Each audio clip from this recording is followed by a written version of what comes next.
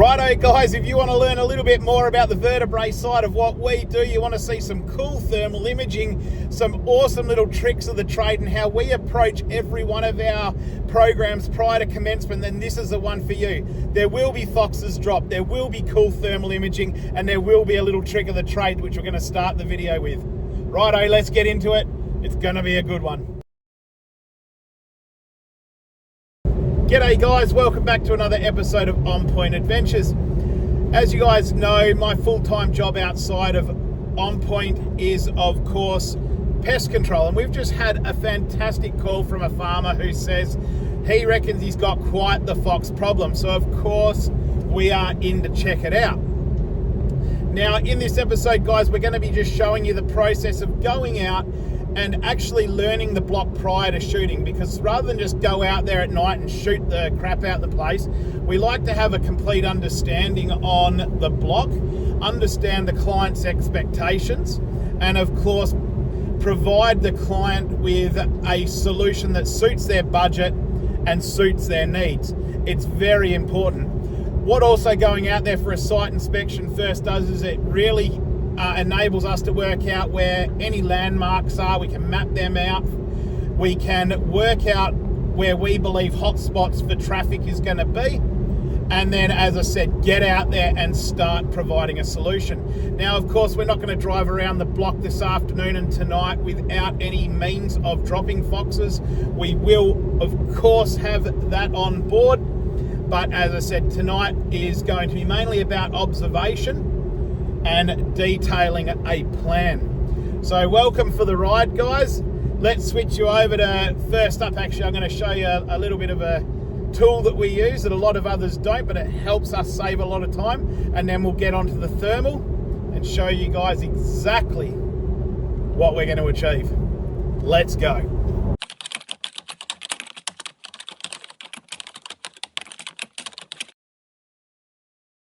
Right guys, so just before we go, I'm just making sure that all the batteries here on the drone are charged. And what you're going to see is actually, you're going to see that name there, the aeroo, which a lot of people are going to say this is known as a fishing drone, which it absolutely is. But let me tell you the advantage that we use it for whilst out there hunting.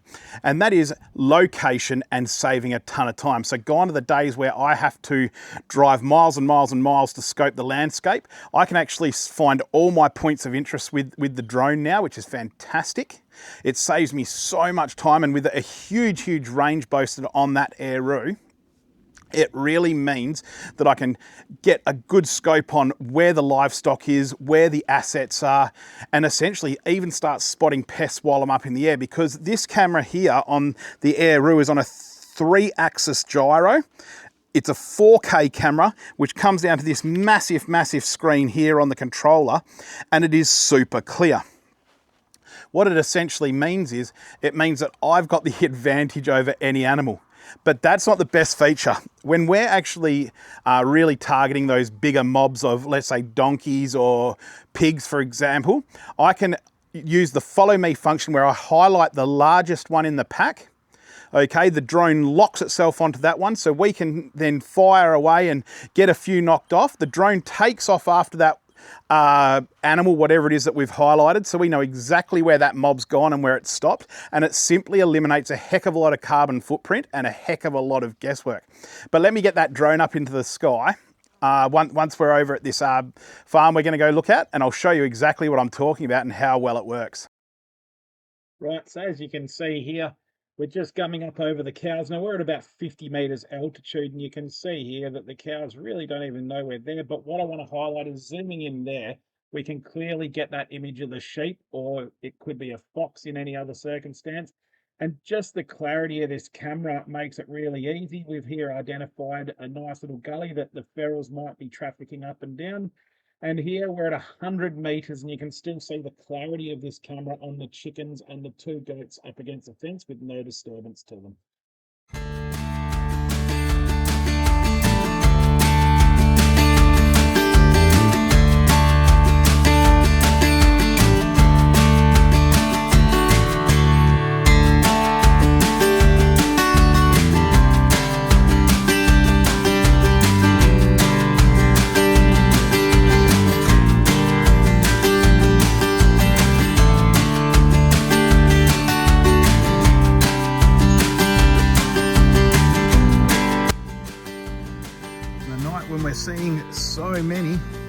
but they just will not come into whistles or anything. But another big fox taken, which is good, but they're well and truly more interested in each other now than whistles or any form of feeding, I think. They're simply not interested.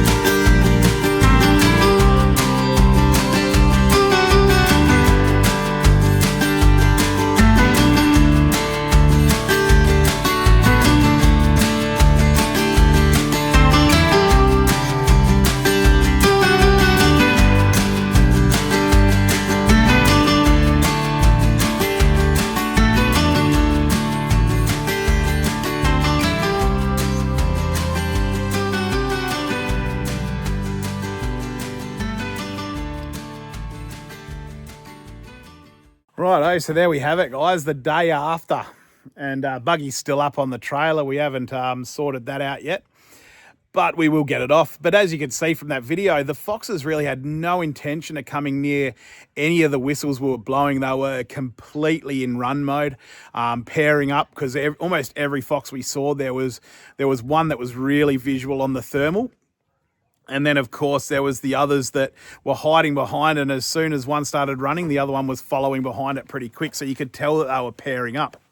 Another thing you would have noticed is that how tight into the scrub all those foxes were, which is going to make it a bit more interesting on our management plan we're going to give it to the farmer. Okay, essentially when they're that tight into scrub, you can see them really good on the thermal, you can see them really good on the night vision, but taking the shot can be tricky when they're dodging in and out of it. That's where the whistles come in and make it handy, because you can pull them out from there, but also a lot of that thermal vision you were seeing there, the foxes were well beyond 250 odd metres. So, it was, you know, it shows how good that Lumi 19 is from knockpicks and how it can pick up pretty clear detection at such a bloody big distance. However, it does make shooting with the 223 a little more complicated in all that structure when you are looking at plus 200 out. And I know what a lot of you are thinking, oh yeah, I can drop foxes at 300, blah, blah, blah. Well, you probably can, well done.